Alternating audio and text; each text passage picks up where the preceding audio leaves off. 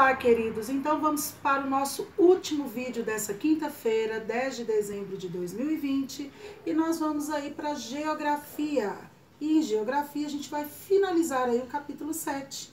Então nós vamos lá para a página 79 e vamos falar do município, a diversidade das paisagens. Então lá na página 79, peguem o marca-texto, vamos falar um pouquinho aí da diversidade das paisagens no município. Você já parou para pensar em como as paisagens de um mesmo município podem ser diferentes?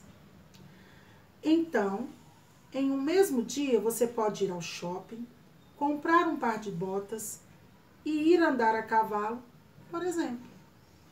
Os municípios geralmente são formados por uma área urbana, onde prevalecem os elementos modificados pelo ser humano, como prédios, rodovias e lojas, e uma área rural, onde prevalecem os elementos naturais. Em alguns municípios, a área rural se encontra bem reduzida em relação à área urbana. A gente vem falando isso aqui ao longo desse capítulo, né? Então eu quero que vocês grifem para mim o segundo parágrafo que está na página 79, que fala aqui que geralmente os municípios são formados por uma área urbana, onde tem elementos modificados pelo ser humano, como prédios, lojas, rodovias, comércio, né? E a área rural, onde prevalecem os elementos naturais. As áreas rurais vêm passando por uma intensa transformação nos últimos anos, devido ao grande avanço da tecnologia. Em muitos locais, houve melhoria nas estradas, o que facilita o transporte de mercadorias e pessoas, ampliando o acesso aos serviços e mercadorias. Já nas áreas urbanas, os prédios vêm ocupando cada vez mais espaço. Eles aumentaram em quantidade e em tamanho. Então, vamos grifar esses dois parágrafos, né? De áreas rurais até mercadorias e de áreas urbanas até tamanho, porque está falando do avanço que teve nas duas áreas, tá? Nas rurais, por exemplo, tivemos aí um avanço na melhoria das estradas, onde facilita o transporte de mercadorias e de pessoas. E já nas áreas urbanas, a gente viu que os prédios vêm se destacando tanto em quantidade e em tamanho. Os automóveis tomam conta das vias da cidade, fazendo com que as obras sejam necessárias para melhorar a circulação, modificando frequentemente a paisagem da área urbana. Lá na página 80, nós vamos ter o antes de seguir. Vocês vão fazer para mim, que é a questão 11, 12 e a questão 13, que termina na página 81. Essas três questões tá falando aí pra gente das paisagens do município, dessa diversidade de paisagens que tem no município, tá? Que é sobre isso que a gente acabou de esclarecer para vocês. E aí, ainda na página 81, a gente vai falar um pouquinho onde o rural e o urbano se encontram. Acabamos de falar que você pode ir ao shopping, comprar um par de botas e à tarde cavalgar lá na área rural. Então agora a gente vai falar onde que esse rural e esse urbano se encontram. Está lá na página 81. Pelo fato de o município ser formado por parte urbana e rural, é natural que as duas áreas se encontrem de alguma maneira.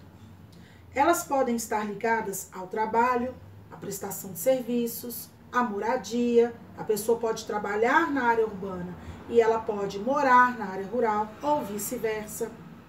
Produtos como ervas, legumes, verduras e frutas consumidos nas cidades são produzidos no campo. Já os tratores que servem para arar a terra e as máquinas que auxiliam na agricultura e na pecuária são produzidas nas cidades. Dessa forma, as duas áreas se complementam. Nós já vimos isso também lá no capítulo 6, quando a gente viu que o rural e o urbano, um dependem do outro, não é mesmo? Então eu quero que vocês grifem para mim esse segundo parágrafo aqui. De produtos como ervas até complementam. Porque aqui está falando como um precisa do outro, como um ajuda o outro, como o rural e o urbano se complementam. E aí nós temos duas imagens aqui, lá no alto da página 82, que fala: os produtos do campo atendem às necessidades alimentares da população urbana.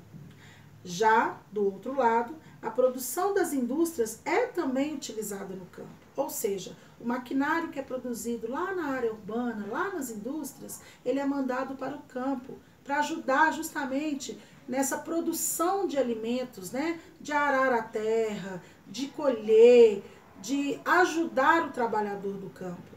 Uma vez que esses alimentos plantados, com esse desenvolvimento dessa tecnologia do maquinário, ele vai beneficiar quem?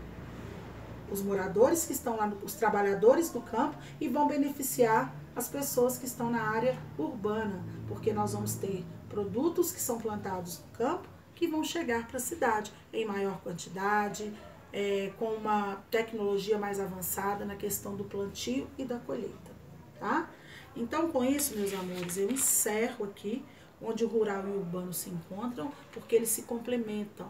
O rural não vive sem o urbano e o urbano não vive sem o rural, tá? E aí vocês vão fazer para mim o exercício que está lá na página 84, que é a questão 14, que é uma atividade para vocês procurarem recortes aí em jornais ou revistas ou em outras mídias, para a gente colocar produtos que são produzidos no campo e produtos que são produzidos na cidade. Tá bom? Muito gostoso de fazer essa atividade. Façam, que nas próximas lives a gente vai estar corrigindo, tá bom? E aí eu finalizo o capítulo 7 de Geografia com esses dois tópicos aí que faltavam. Não deixem de fazer os exercícios, não deixem acumular. Nós estamos na reta final, estamos caminhando aí para a finalização dos livros, tá bom? Um beijo e até a próxima.